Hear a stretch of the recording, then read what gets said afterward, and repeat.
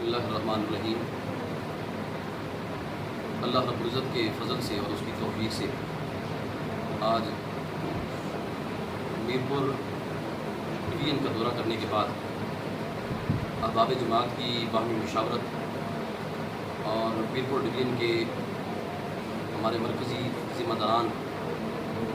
مرکزی جمعیت اہل حدیث عالمی اور اہل حدیث یوتھ فورس کے مرکزی ساتھیوں کی باہمی مشاورت سے آج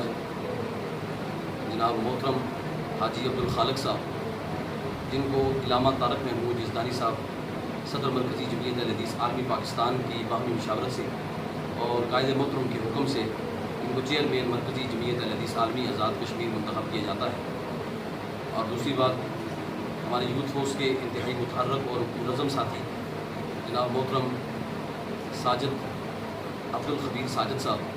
ان کو صدر اہل حدیث یوتھ فورس میرپور ڈویژن منتخب کیا جاتا ہے۔ اسی کے ساتھ محمد لقمان خالد صاحب کو جنرل سیکرٹری اہل حدیث یوتھ فورس میرپور ڈویژن، اس کے ساتھ ناظم تبلیغ اہل حدیث یوتھ فورس میرپور ڈویژن جناب قاری اشفاق صاحب، ان کو ہم آج باہمی مشاورت سے منتخب کر کے جا رہے ہیں۔ یہ جماعتی ذمہ دار بھی ہیں اور جماعتی ہی حیثیت سے یہ کام کریں گے۔ آئندہ کے نظم کو جو ترتیب دینی ہے وہ یہ تمام ساتھی اپنے مولانا جناب محترم قاری اشفاق صاحب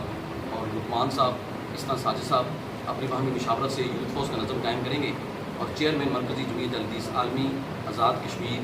محترم جناب عبدالخالق صاحب، حاجی عبدالخالق صاحب کی باہمی مشاورت سے باقی ساتھیوں کا نظم قائم کریں گے، اور اس کو مزید اپنے دین کے کام کو، ترویج و ارشاد کے کام کو آگے مزید بڑھائیں گے۔ اور انشاءاللہ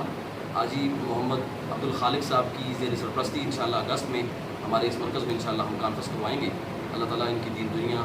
آسان فرمائے، دین دنیا روشن فرمائے، اللہ ان کی مدد فرمائے، اور ہم مرکزی جمعیت اہل حدیث عالمی آزاد کشمیر بطور سیکرٹری جنرل آزاد کشمیر کی حیثیت سے میں محترم جناب حاجی عبدالخالق صاحب کو مبارکباد پیش کرتا ہوں۔ بسم اللہ الرحمن الرحیم۔ میں پروفیسر بشیر محمد صدر عالمی آزاد کشمیر آج مرکزی قیادت کی مشاورت، رہنمائی اور مقامی حضرات کی تائید سے میں جناب امین بٹ صاحب نے جو اعلان کیا ہے اس کی مکمل تائید کا اعلان کرتا ہوں، اور میں چیئرمین منتخب ہونے پر